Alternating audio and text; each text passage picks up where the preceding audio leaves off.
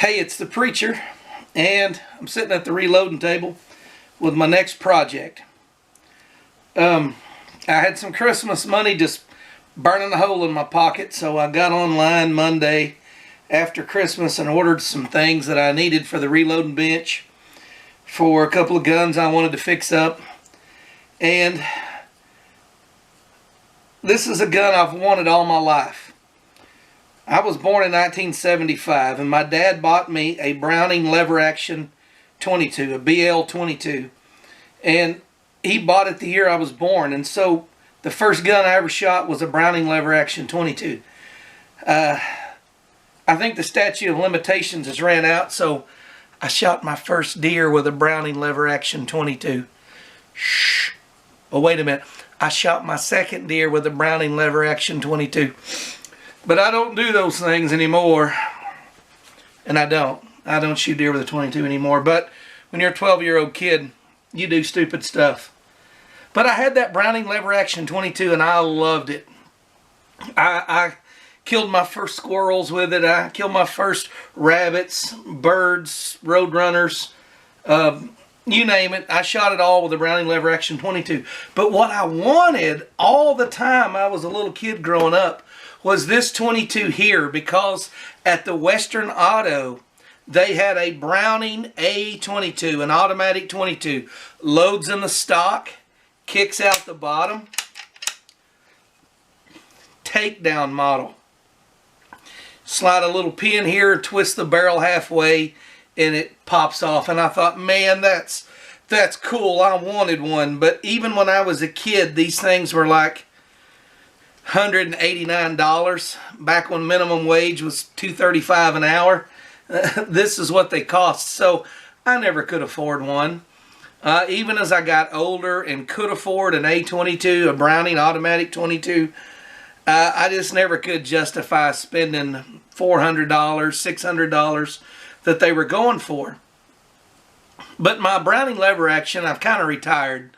I got my son a new lever action Browning, and I just get mine out every once in a while and shoot it, but I don't hunt with it. It has iron sights.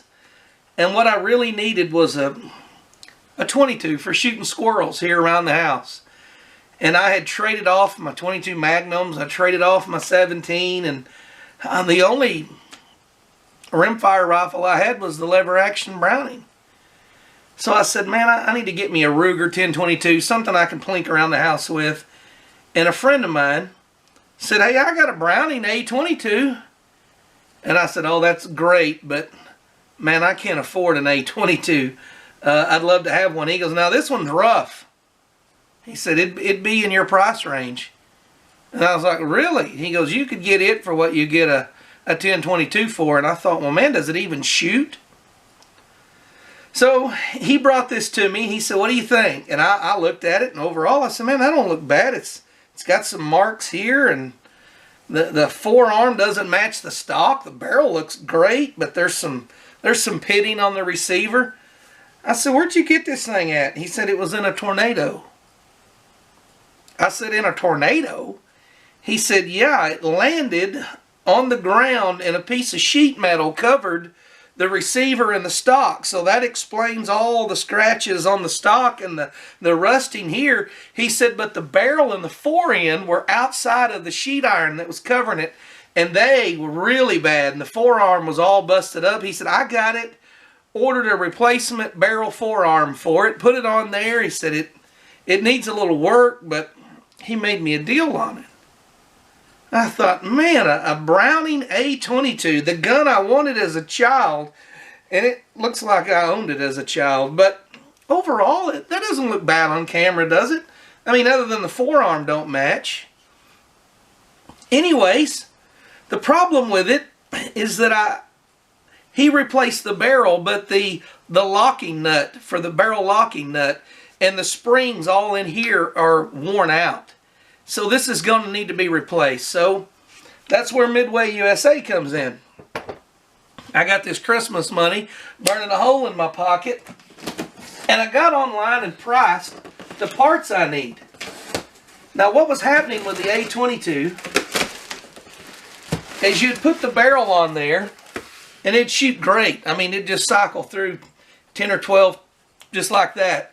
But over time, the barrel would work loose, and that's because the locking ring and the pins that hold it in place were not were worn out. So anyways, I got new springs, new pins, new locking ring. We're going to put all those on tomorrow. But before I get too carried away, I need to make sure they showed up. Man, the squirrels better look out, because Preacher's got a 22 and he knows how to use it. This hopefully fixed our problem. That's tighter than it's ever felt, and it stayed tight. I've wiggled it and wiggled it. So tomorrow we're going to put a scope on it and shoot it and make sure it stays tight. What we replaced was the barrel adjusting ring, which is this right here that sets in there. Then we replaced the barrel lock, which is this piece here. As you can see, there's the top of it. Then we replaced the plungers that ride in this spring. These detent in the back here, holding pressure on that so you have a positive lock and it doesn't wiggle. Then we replaced the Browning barrel adjusting ring follower and the spring, which go into the grooves right here, like this. So that maintains, when this slips, your barrel can become loose. This is worn down and this is worn down, part from being in the weather and part from just use. So by replacing that, we should have a functioning Browning A22. So let's get the scope on it. Wow. Been a long time since I cut a scope out of a plastic sealed package.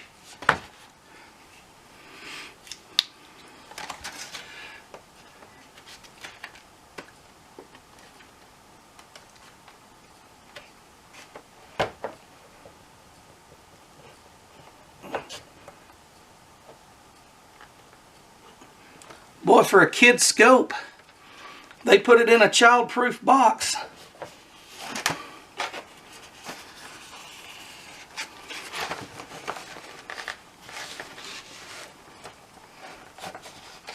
It's a fairly sharp knife.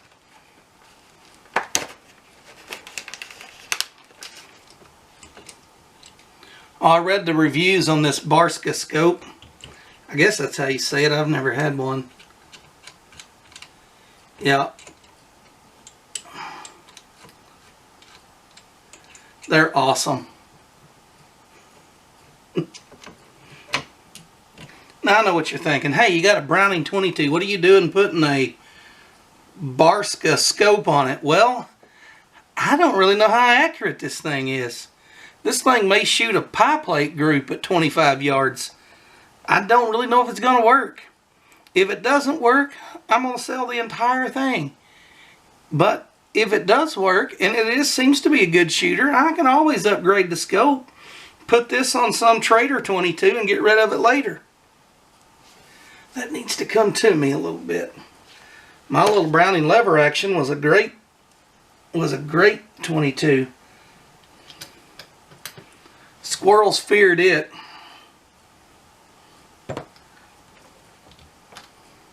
Man, this got BB gun written all over it. Them screws sound horrible. Normally I tighten them down just as much as I can, but with these bases, I'm afraid.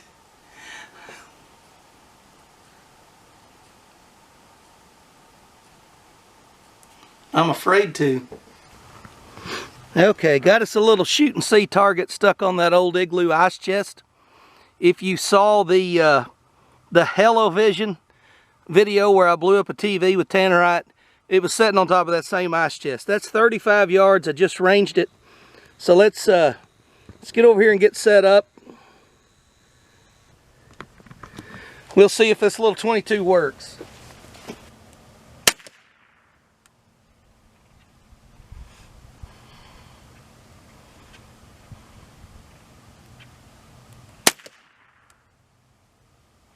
Two bullet holes touching. Let's adjust the scope. Go up about an inch.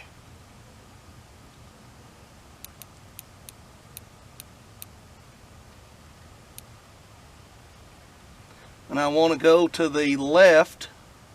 I want to go to the right about 2 inches. So that's 4 clicks to an inch at 100. We're at 35, so it'll be 12 clicks to an inch.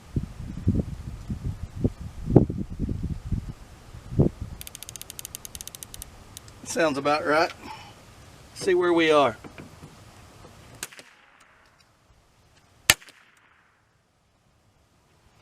Just need to go to the left, to the right about 2 more clicks. Might have been too far.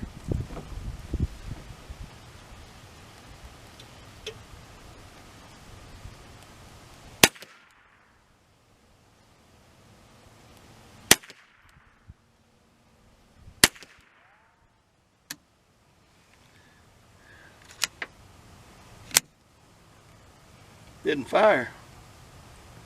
Light hammer strike. Got a dent in the 22, but it didn't go off.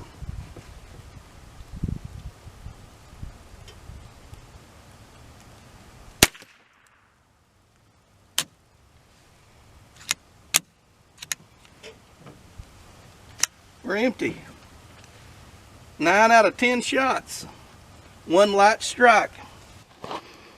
See the dent in it? Dented it pretty good, it just didn't fire. Let's blame that one on ammo. Okay, down here to the left on the edge in the 7 ring, that was my first 2 shots touching.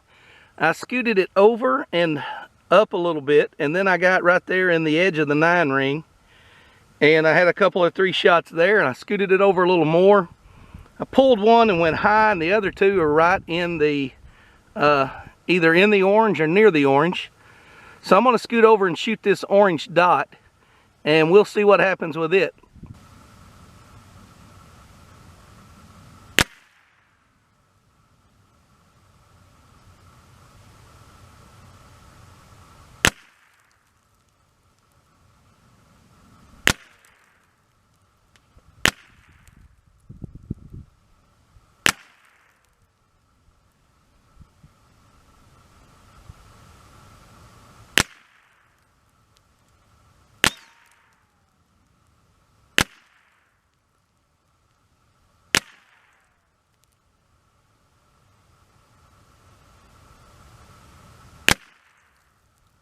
Hey, that ain't too bad.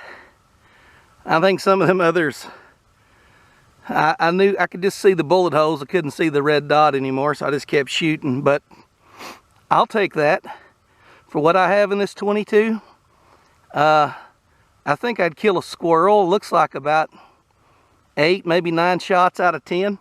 That's not bad at 35 yards for an automatic. It went through a tornado.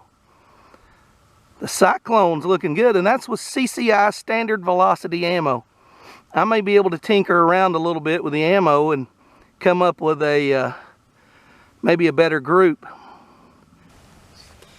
So let me sum up the Cyclone 22. This is a Browning 822.